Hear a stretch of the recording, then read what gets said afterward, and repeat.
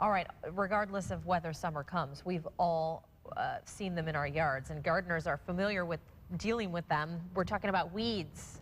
Greg Leyes with Ginger Valley shows us the latest techniques to deal with those undesirable plants.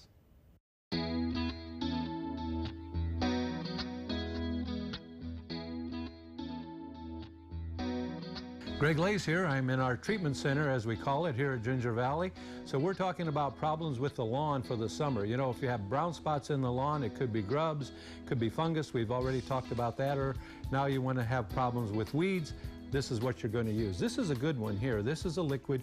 You hook the hose up to it, spray it on the lawn. This is Weed Out, which is the common, very good weed killer for dandelions and all those other broadleaf weeds. But see this Q, the letter on here, Q, this is the abbreviation for a long chemical that kills crabgrass. If you didn't get a crabgrass preventer down earlier in the year, well, like you should for prevention, this is a chemical that kills the crabgrass. You kill adult crabgrass with this Weed Out with Q. You know, it's always better to prevent it, but if you didn't get the preventer down, use the Weed Out with Q and you'll kill it off for this year, because that crabgrass is taking nutrients out of the ground.